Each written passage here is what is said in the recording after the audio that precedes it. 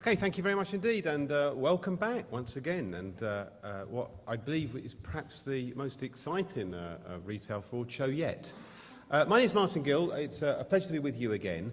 Of course, one of the important parts of this conference is going to be networking. And I thought what we'd do is we'd start off in the right way. So can I ask everybody in the room to stand up, please? Can I ask everybody to stand up?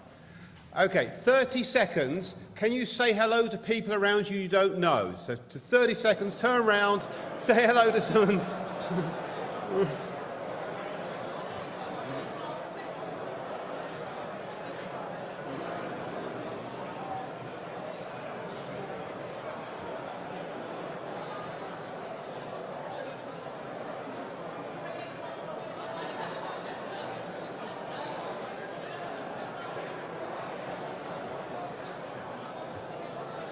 Okay. Thank you.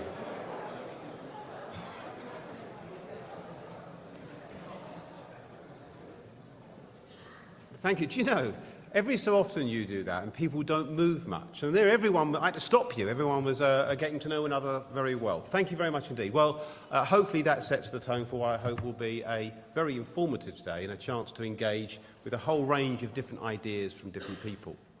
Certainly, what we do know is these are troubled times. I listened on Monday at a conference where James Brokenshire, Minister for Crime and Security, was speaking, and he said no single sector has the answer. Quite so. What we do know, in our area, there are problems galore, and they start right at the very beginning about what we mean by business crime. Lots of different definitions, it seems.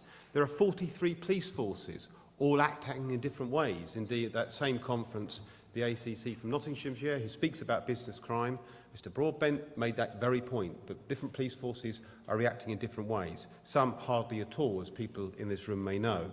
We're soon to have crime commissioners, sometimes from some of you welcomed as a chance to focus attention, for others may just even more so focus attention locally, when many of your responsibilities cross boundaries, not just local county boundaries, of course, but across countries and globally, because crime's becoming that way.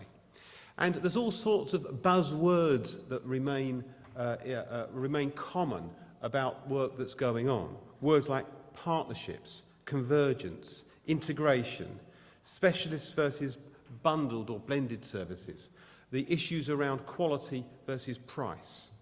And all of these are coming under the microscope. It's far from clear to me that when people talk about these issues, they're talking about them in the same way.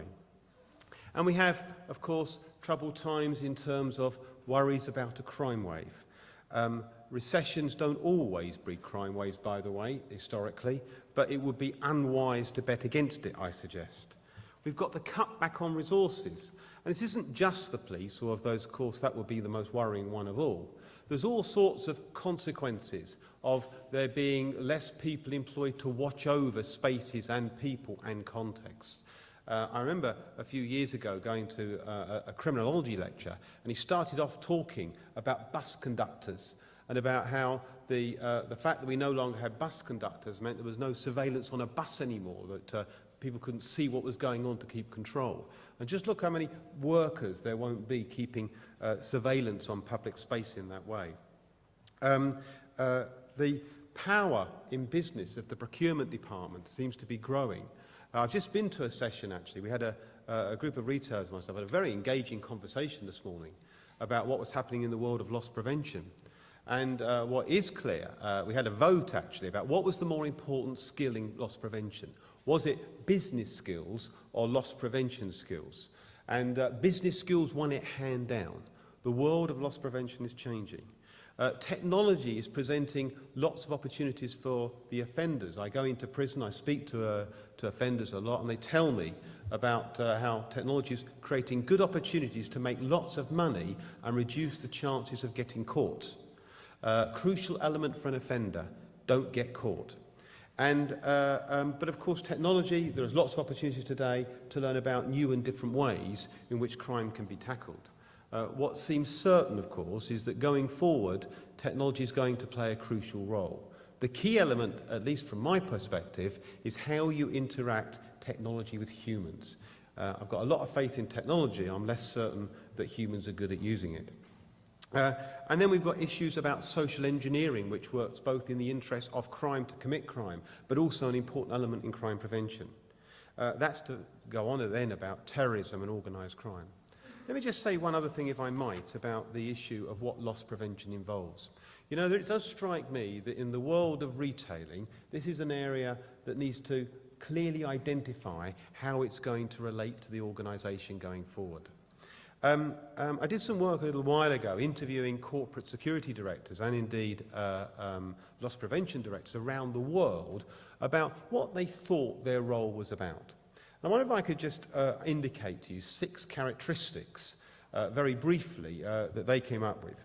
The first thing they said is, if it's done well, loss prevention affects all parts of the organisation, every process, every location, always, every part of the organisation.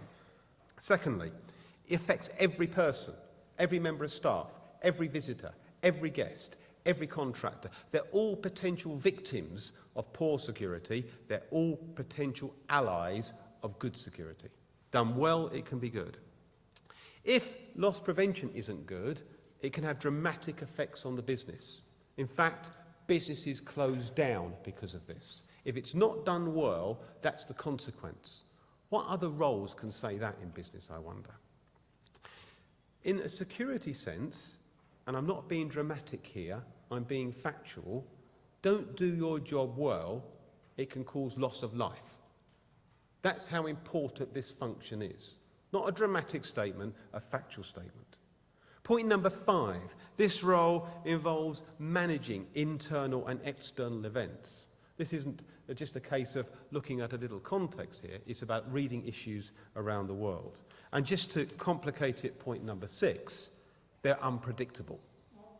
Now, perhaps the real challenge going forward is to let businesses know how important these factors are, on why they count, on why they make a difference. In my own view, this whole world of loss prevention, fraud management, security management has kept what they do too much of a secret, not spoken up about the importance it has on the organisation.